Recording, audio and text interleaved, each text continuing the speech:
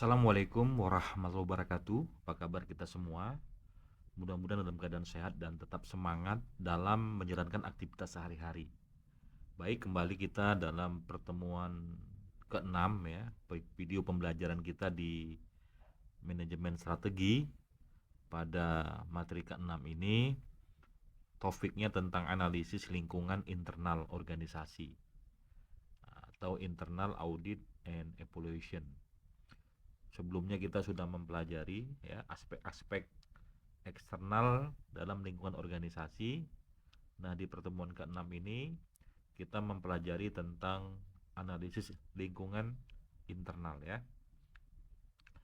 Jadi analisis lingkungan internal adalah proses sistematis untuk mengevaluasi faktor-faktor di dalam organisasi yang dapat mendukung atau menghambat pencapaian tujuan strategis ya. Jadi di dalam ya, dalam organisasi. Kalau kemarin kita di luar, sekarang kita di dalam. Ya, jadi berbeda dari analisis eksternal yang fokus pada peluang dan ancaman. Sedangkan internal, nanti dalam analisis SWOT-nya, dia masuk dalam kategori strengths atau kekuatan dan kelemahan, jadi weakness ya. Jadi seperti ini nanti kurvanya. Kalau ini adalah kekuatan, ini kelemahan. Nah, ini adalah faktor internalnya. Nanti faktor eksternalnya itu ada di opportunity dan threat ataupun ancaman. Nanti akan kita pelajari tentunya lebih lanjut tentang analisis SWOT ini. Hanya ini yang menjadi dasar dulu untuk kita bisa agar paham ya. Faktor internal mencakup sumber daya, kapabilitas, sistem manajemen, ya, kemudian budaya organisasi, serta kemampuan inovasi yang dimiliki perusahaan. Nah ini ya, ada beberapa ya, mencakup mencakup sumber daya manusianya nih ya terutama. Nah, nanti sumber daya lainnya itu bisa berupa infrastruktur ya. Nah, misalnya gedung, mesin, kendaraan, seluruh fasilitas yang ada dalam perusahaan itu termasuk dalam faktor sumber daya ya. Nah, kapabilitas ini berarti nanti bagaimana kemampuan dalam aspek SDM-nya ya dalam mengelola sebuah organisasi. Nah, sistem manajemennya, kemudian budaya organisasi dan kemampuan inovasi. Ini merupakan faktor-faktor yang berada di dalam organisasi. Nah, kemudian bagaimana memahami tentang pengertian audit internal? Jadi menurut David ya 2020 dan Whelan dan Hanger 2019, audit internal adalah pemeriksaan menyeluruh terhadap fungsi internal. Ya, fungsi internal yang di audit itu adalah fungsi internal organisasi untuk mengidentifikasi kekuatan dan kelemahan ya, serta menilai efektivitas penggunaan sumber daya.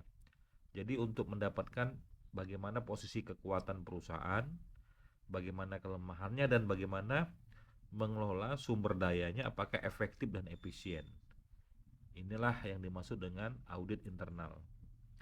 Nah, jadi audit internal bersifat strategis, bukan hanya mencari kesalahan ya, tetapi memastikan bahwa strategi organisasi dijalankan dengan efisien, konsisten, terarah pada visi perusahaan. Nah, jadi kalau misalnya perusahaan punya visi ya,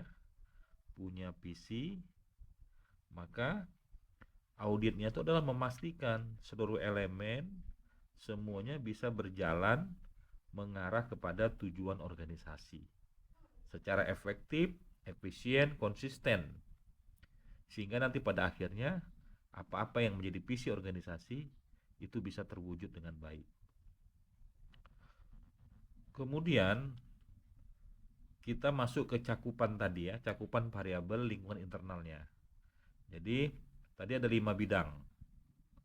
5 bidang yang mencakup lingkungan internal organisasi. Yang pertama manajemen. Ini manajemen ya, berkaitan dengan bagaimana gaya kepemimpinan, budaya organisasi dan efektivitas organisasi. Maksudnya efektivitas koordinasi.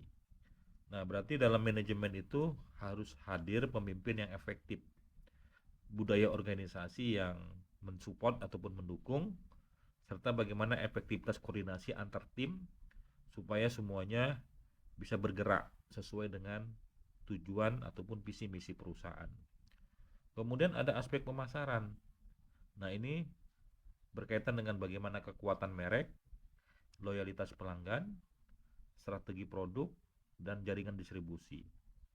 Nah, ini sangat penting karena berkaitan dengan bagaimana perusahaan itu mendapatkan pelanggan, mendapatkan transaksi, ya, bahkan bagaimana strategi untuk mengembangkan produknya, serta kemampuan memastikan bahwa seluruh produk bisa terdistribusi dengan baik gitu. Nah, kemudian ada faktor keuangan ya. Jadi ada faktor keuangan. Ini kemampuan pendanaan, struktur modal, efisiensi biaya, dan profitabilitas. Nah, keuangan ini sangat strategis karena berkaitan dengan kemampuan perusahaan untuk menjalankan operasinya ya. Makanya perlu ada struktur modal yang kuat ya. Kemudian kemampuan dalam aspek finansial untuk menjalankan kegiatan perusahaan. Kemudian juga bagaimana keuangan ini berkaitan dengan kemampuan mengefisiensikan seluruh biaya-biaya yang ada sehingga akan didapat yang namanya profit ataupun keuntungan.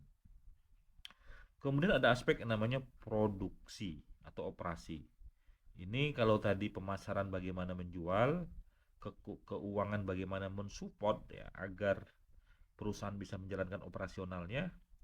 Nah, kalau produksi berarti ini bagaimana sebuah perusahaan itu mampu menghasilkan kualitas produk yang baik ya. Kemudian bagaimana efisiensi prosesnya serta teknologi dan kapasitas produksi. Nah, ini kapasitas produksi ini berapa produk atau unit yang bisa dihasilkan. Apakah nanti efisien? Apakah mampu menggunakan teknologi muktahir agar produknya bisa berkualitas dan bisa unggul ya dengan produk-produk sejenis. Nah, terakhir adalah sumber daya manusia. Ini sangat penting karena semua yang menjalankan pada akhirnya adalah SDM ya, manusia. Maka nanti ini bagaimana sejauh mana kompetensi SDM perusahaan, kemudian seperti apa daya motivasi karyawan dalam bekerja, dan bagaimana upaya untuk mengembangkan mereka agar mereka nanti kemudian bisa termotivasi dengan baik, bisa loyal karena mereka punya kepastian jenjang karir ya, sampai dari bawah sampai nanti posisinya di atas. Berarti harus ada pengembangan SDM. Kemudian nanti ada pendekatan analisis internal ya. Nah, ada beberapa pendekatan umum yang digunakan. Yang pertama adalah resource based view ya. Ini fokus pada keunikan sumber daya dan kapabilitas yang menjadi keunggulan kompetitif atau competitive advantage ya. Menggunakan kriteria FRIN ya. Nah, value tentu bagaimana nilai yang lebih dari yang lain.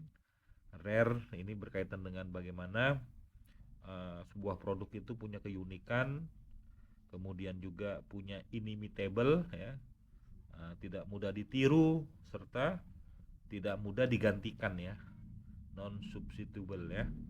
Nah, ini kalau memang sebuah produk bisa seperti ini, punya value yang lebih, punya keunikan, kemudian tidak mudah ditiru ya, maka produk ini memiliki kekuatan yang baik, bahkan tidak digantikan dengan produk-produk yang lain. Kemudian menurut value change analysis ya, Fortor 85, dia pendekatannya adalah menganalisis seluruh aktivitas organisasi, mulai dari logistik ya, seperti bahan baku, kemudian produksinya bagaimana, kemudian sistem pemasarannya bagaimana, kemudian mereka menemukan yang namanya value creation ya, value creation. Jadi dapat menciptakan nilai yang berbeda.